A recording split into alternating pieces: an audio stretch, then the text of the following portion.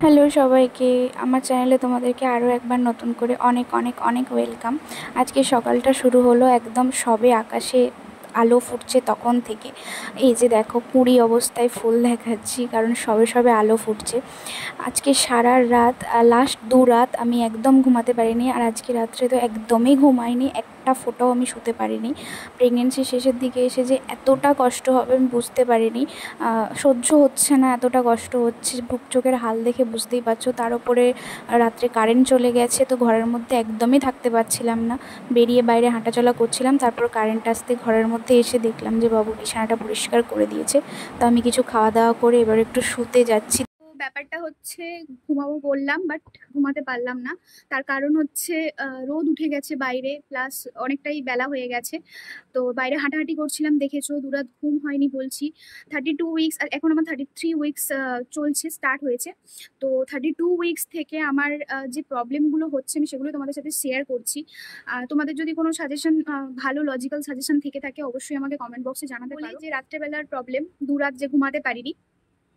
আগের দিন রাত্রে, কালকে রাত্রের আগের রাত্রে, 2 রাত যে বললাম, আগের রাত্রে আমার হঠাৎ করেই 12টা সাড়ে 12টার দিকে পেন হচ্ছে। মানে পেন বলতে কিরকম, মানে একটা উম, মানে কি বলবো, মানে পেনটা আমি ঠিক বোঝাতে পারবো না কিরকম পেন, বাট প্রচন্ড পেন। মানে ধীরে ধীরে ধীরে ধীরে ধীরে ধীরে পেনটা বাড়ছিল। 5-10 মিনিট হচ্ছে, একটু কমছে, আবার হচ্ছে, এরকম টাইপের পেন হচ্ছিল। মানে পেন বলতে মানে পেটের সাইড গুলোতে, মানে লিগামেন্ট গুলোতে পেন হচ্ছে, এবং তলপেটের দিকে পেন হচ্ছে, এবং প্রচন্ড বাথরুমের প্রেশার আসছিল, কিন্তু বাথরুম হচ্ছিল না। কোনো কোনো রকম বাথরুম হচ্ছে না, স্টুল পাস হচ্ছিল না, বাথরুম হচ্ছিল না, টয়লেট হচ্ছিল না, কিচ্ছু হচ্ছিল না। কিন্তু আমার পেন হচ্ছে। আমি দুবার দুবার উঠে বাথরুমে গেছি, হাঁটাচলা করেছি, জল খেয়েছি, তারপরেও কোনোভাবে আমি কমাতে পারিনি আমার পেনটা।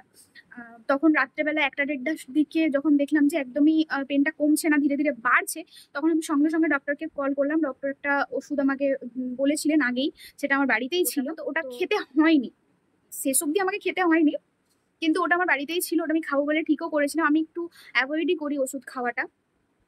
ডক্টর আমাকে সাজেস্ট করেছেন যে ওটা তুমি খেতে পারো, তুমি ওষুধটা খেতে পারো, আর না হলে একটু হাঁটাচলা করো, একটু জল টল খাও, একটু রিল্যাক্স হও, তারপরে গিয়ে তোমার যেরকম মনে হবে সেরকম ভাবে তুমি ওষুধটা খেতে পারো। তো আমি দেখলাম যে তখন বাজছিল প্রায় 2টো 2:30, তখন আমি আবারও উঠলাম, উঠে আমি হাঁটাচলা করলাম।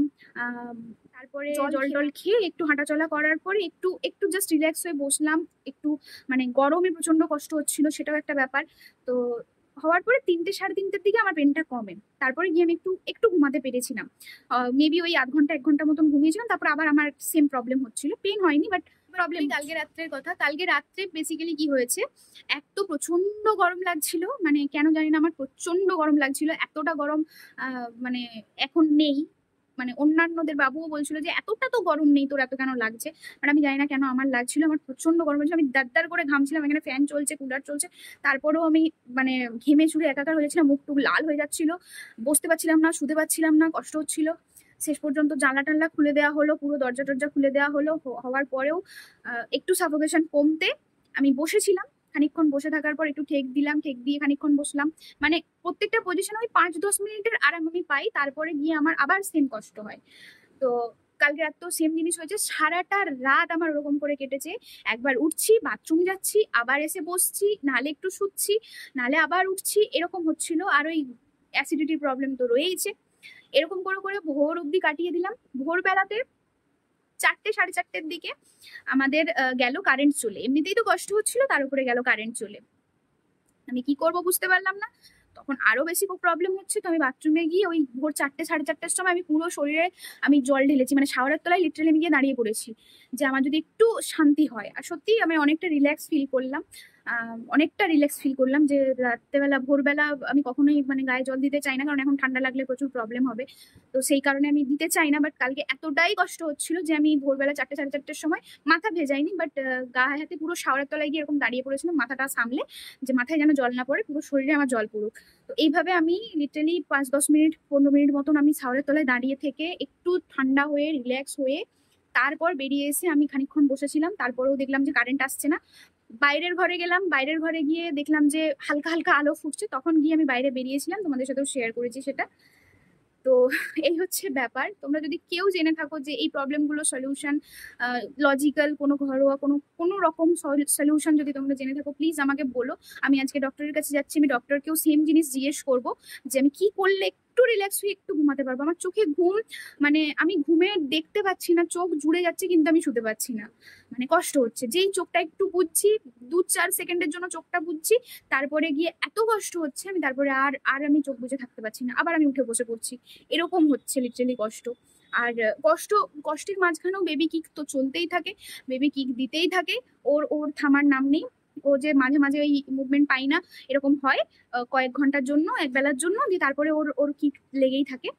তো ঠিক আছে, ও সুস্থ আছে সেটা আমি বুঝতে পারি, কিন্তু ব্যাপারটা হচ্ছে আমি প্রচন্ড কষ্ট পাই, এটা হচ্ছে ব্যাপার। তো আমার কষ্টটা কিভাবে আমি কমাতে পারবো আমি জানি না। আমি উঠে হাঁটাচলা করি, জল খাই, এটা ওটা করি, মানে যেটা করলে আমার ভালো লাগবে আমি সেটাই করার চেষ্টা করি। কিন্তু এখন বসে বসে বলতে বলতে ঘেমেও যাচ্ছি, ফ্যান চলছে দেখো তারপরেও আমি ঘেমে যাচ্ছি।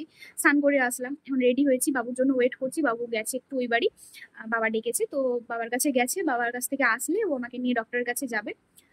তো চলো, প্রচুর কথা বলে ফেলেছি, আমি হাঁপিয়েও গেছি, দেখতে থাকো। তো চলো ডক্টরের কাছে যাওয়া যাক, ডক্টর কি বলেন দেখি। আসলে সত্যি বলতে ডক্টরের কাছে যাওয়ার পরে আমি একদমই এক্সপেক্ট করিনি যে আমি এই ধরনের কোনো কথা শুনবো। গিয়ে একটু ওয়েট করতে হচ্ছিল, কারণ ডাক্তারবাবু একটা এমার্জেন্সিতে বেরিয়েছিলেন, আবার উনি রিটার্ন ক্লিনিকে এসেছিলেন একমাত্র আমার জন্যই।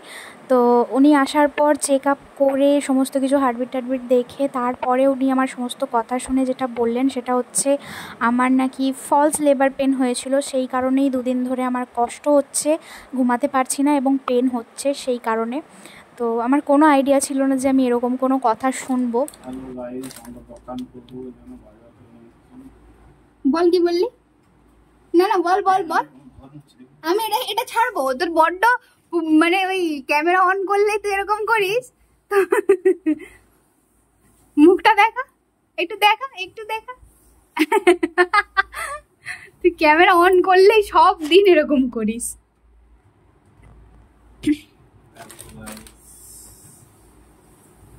শুনতে পাবে, সবাই শুনতে পাবে, চিন্তা নাই।